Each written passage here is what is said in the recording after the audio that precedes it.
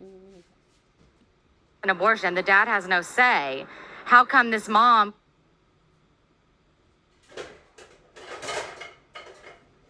There's so much talk about a woman's body, her choice, and like that. Yeah. My question, if we give a woman the right to opt out of motherhood, Right. should we also give a man the right to opt out of fatherhood and 18 years of child support? I agree. Do you don't agree? No, I don't know. But if a mom walks into an abortion clinic and says, you know what, I'm not feeling this, and gets an abortion, the dad has no say. How come this mom can't? Let's just say it's a one-night stand, just hypothetical, and the mom comes back to the dad and is like, hey, I'm pregnant. Why can't he opt out if she was able to say, hey, I don't want this baby? It's a double standard. Well, he could obviously sign his rights away, but he cannot physically make He can't, but he can't sign his rights away because he has to pay child support. I mean, He is legally bound by child to be support. honest, that's just the way it is. I know, but do you think it's You right? You can't tell a woman to have an abortion. Like, that's it. I know, but do you think it's right that a mom can say, I don't want this baby, but a dad never can? I mean, I just think that's just the way it is. But do you think it's right? I mean, Yes or no? I don't think it's right. I think the whole system's We on spend about that. so much time talking about a woman's choice. Right, but the man doesn't But have one. my only point is, what reproductive rights does a man have? None. All right, so 3 things. She said, because that's just how it is. And she's right. That's just how it is. Okay, so 3 things. Number 1, nature. Number 2, patriarchy. And number 3, the way that men are. So, I agree with lady on the right of your screen saying this just is kind of how it is. She's not wrong. They were trying to force her towards an explanation and logic, which she doesn't have to do. First and foremost, number 1, we have nature. The mom literally has to incubate the baby, the precious little parasite baby.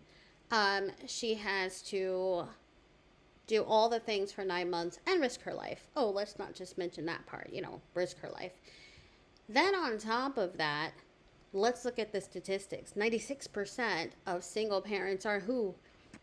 The mother.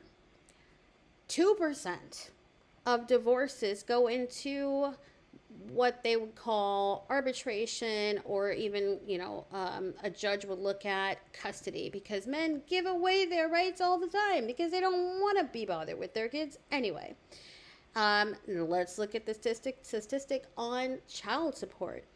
Child support is only a quarter, if that, of what it actually costs to raise a child. It costs $310,000 for the year 0 to 18, and let's not mention recession. Let's not mention inflation. $310,000 is what it costs to raise a child. Child support is a quarter of that. The average child support payment from 0 to 18 falls below $80,000. So the conversation is moot anyway and should be laughed at, because women are already footing the bill when 96% of single parents are the mother, because men, maybe they're smart enough to just walk away from their own kids. Women are in a catch-22, especially in 2025. Either they carry a baby to term and possibly definitely face losing their life with things like preeclampsia and other things. They could just die carrying this baby. And then on the other hand, if they elect for an abortion, if they can, in the state that they reside in, they face the possibilities of not only physical ramifications such as death again, or serious complications. Then on top of that, they face the social stigma that comes with it. Religious, social, all the things. Oh, you didn't keep the baby. Oh, you kept the baby. Oh, you aborted the baby. It's just like, once a woman is in the position that she's in to have a child inside, it's game time. And either decision can lead to death. That's how serious this is, which is why I'm kind of nonchalant of this conversation, because it's laughable to me.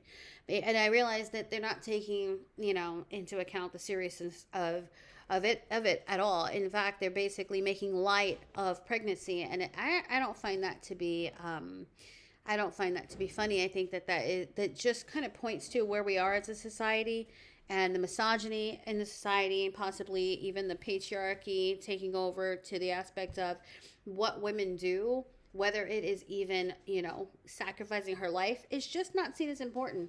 We decorate and celebrate soldiers all the time, but we never ever take into account the women who have either sacrificed their life to give birth to these soldiers or even gave birth to the soldiers. We don't talk about all of the things that happens to a woman's body and can happen in pregnancy. We pretend as if this is like some easy walk in the park when it is not. A woman's body is never the same. Genetics notwithstanding, some people have it a little easier. Other people get gestational diabetes, right? And other things. High blood pressure never goes away.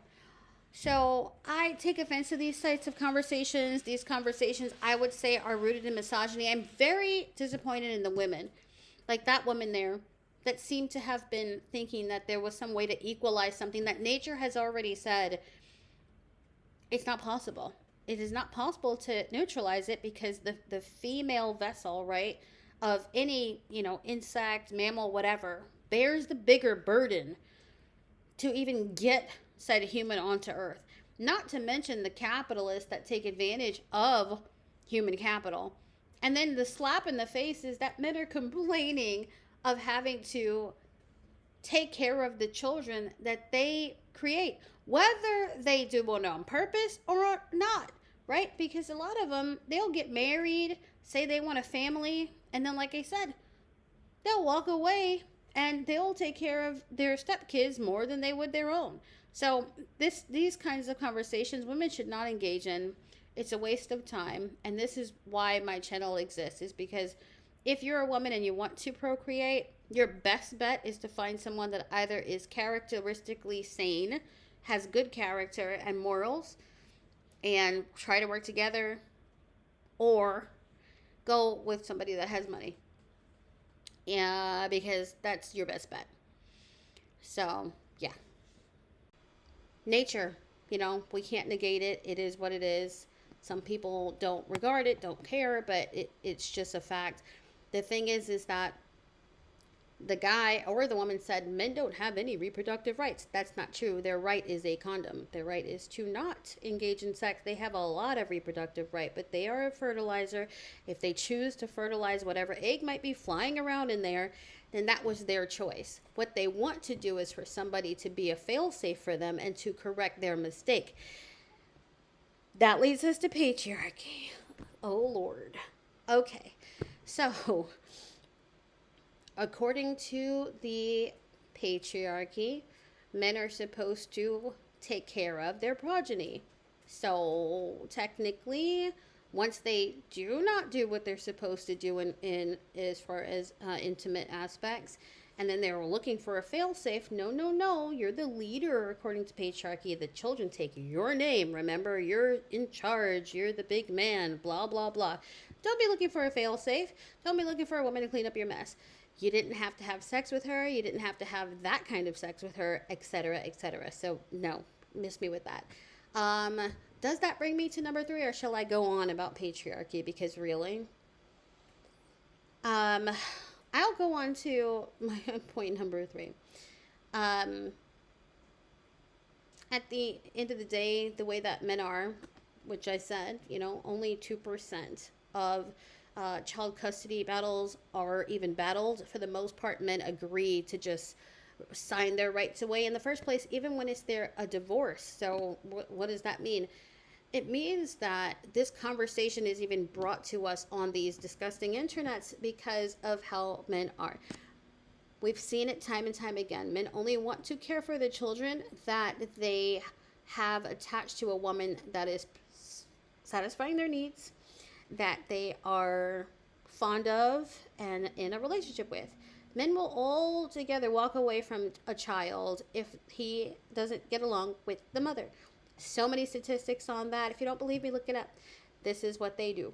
So because of that, child support's in place. Again, child support was created by men in a patriarchy, ruled by men, and thus is only a quarter of what it even costs to raise a child. Thus, women lose in all of this. So that is where I come in and I say, first and foremost, make sure he has money before he gets any honey. Okay? Because as I've lined up, they don't want to take care of kids if they don't like you as a woman.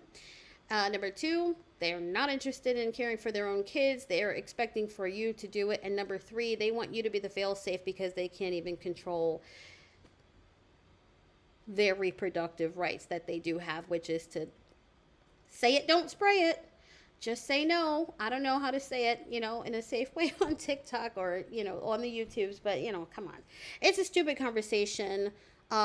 Because men are greedy and they want everything to be perfect for themselves, even in a world that they've created, as they say. They still want to get more. Women push back. This is nonsense. Don't listen to it. We have the right for an abortion because nature has made it our responsibility to either birth the child into the world or not. Nature gave them the ability to cover it up. And I rest my case. That's it. I have nothing else to say about it. But please, if you disagree, let me know in the comment section. If you agree, please definitely let me know. Interesting but useless conversation because it's nonsense. But it's fun to talk about. So I look forward to seeing you guys in the comments. Thank you for watching. Like, share, and subscribe if you want more content like this. Thanks for watching. Bye.